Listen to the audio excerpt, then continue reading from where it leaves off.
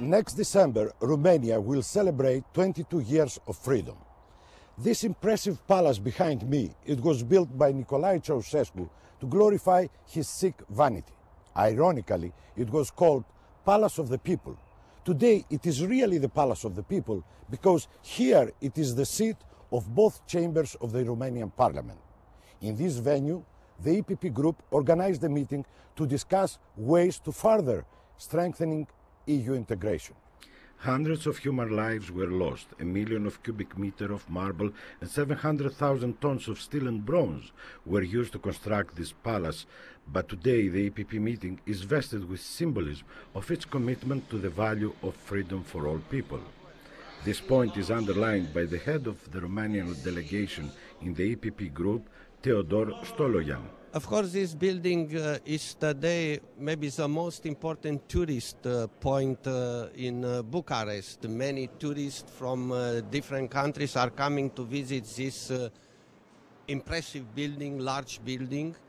But we remember, and we should remember always, that this building was built with a lot of sacrifice by Romanian people. We don't forget that we stayed in cold flats in Bucharest. People stayed in long lines to buy basic foods.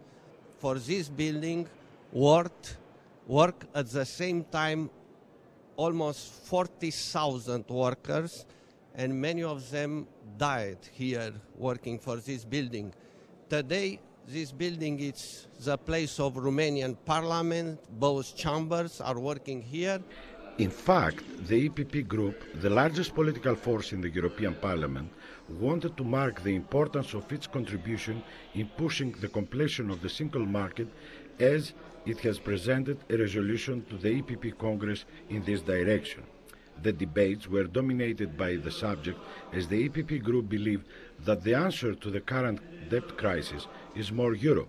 The meeting was opened by EPP Group Chairman Joseph Dol, the President of the EPP Wilfried Martens, and the leaders of the Romanian parties who belong to the EPP family, Vlase Blaga and Hunor Kelemen.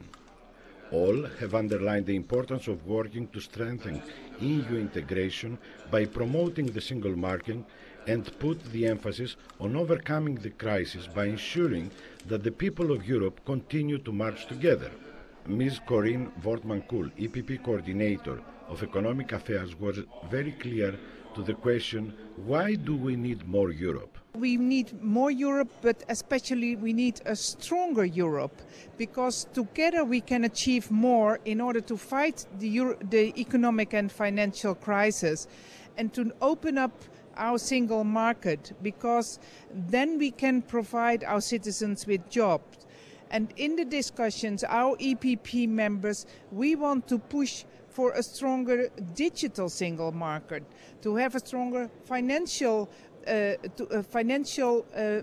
regulation in order to have more stability in the financial markets. And we want convincing policies in order to have a strong industry. The challenge for the next years is the youth unemployment. More Europe requires in reality completion of the single market. For the single market we already have a lot of legislation, but it has to be properly implemented. Parallel to the group meeting, the European People's Party has organized here in Bucharest its regular congress in order to elect its leadership and to endorse several resolutions, of which the most important one asks for the completion of the single market.